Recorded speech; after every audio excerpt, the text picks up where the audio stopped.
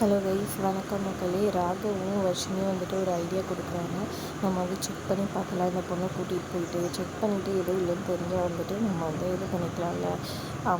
அவனே தான் சொல்லிட்டானேடான்னு அவங்க அம்மா அழுவ, அதெல்லாம் ஒன்றும் இல்லைம்மா, நம்ம கண்ணல் பார்க்குறதும் போய் காதல் கேட்குறதும் வந்துட்டு இது தீர விசாரிக்கணும், அதுதான் வந்துட்டு நமக்கு இது அப்படின்ற மாதிரி சொல்லி, உனக்கு ஒன்றும் பிரச்சனை இல்லைல்ல, வா போகலான்னு சொல்லிட்டு ஸ்ரீஜாவை கூட்டிகிட்டு ராகவ் வந்துட்டு அவங்க ஃப்ரெண்டு இருக்கிற ஹாஸ்பிட்டலுக்கு கூட்டிகிட்டு போகிறாங்க. அங்கே போயிட்டு இந்த மாதிரி செக்கப் பண்ணணும்னு சொல்லி டாக்டர் செக்கப் பண்ணிக்கிறாங்க. பயந்துகிட்டே ஸ்ரீஜாவும் வந்துட்டு செக்கப் முடிச்சுட்டு வராங்க.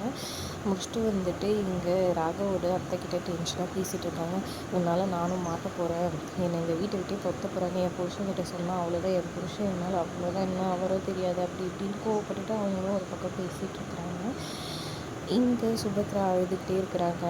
போய்ட்டு ரூமில் கதவு சாத்திட்டு இருக்க ராகவ் போயிட்டு கதவு தட்டிக்கிட்டே இருக்கிறாரு. அழுதுகிட்டு அப்புறமா வந்து சாமியும் கும்பிட்டுட்ருக்காங்க. இங்கே இசையோட சித்தி வந்துட்டு, பரவாயில்ல, இந்த கல்யாணம் வந்துட்டு நின்றா கூட ஓகே தான், ஆனால் வர்ஷினி கல்யாணம் மட்டும் நல்லபடியாக நடக்கணும், என் பொண்ணு கல்யாணம் அப்படின்னு சொல்லி வேண்டிகிட்டு இருக்காங்க.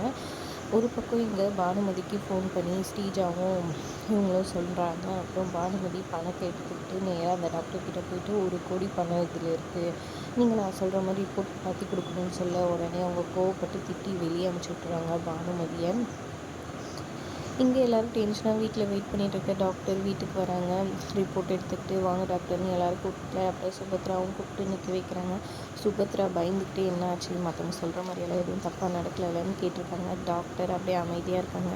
எப்படியும் பானுமதி கிட்ட பணத்தை வாங்கிட்டு மாற்றி தான் சொல்ல போகிறாங்கன்னு எனக்கு தோணுது. நீங்கள் என்ன நினைக்கிறீங்கன்னு மறக்காமல் கமெண்ட் பண்ணுங்கள். வீடியோ பிடிச்சிருந்தா லைக் பண்ணிக்கோங்க.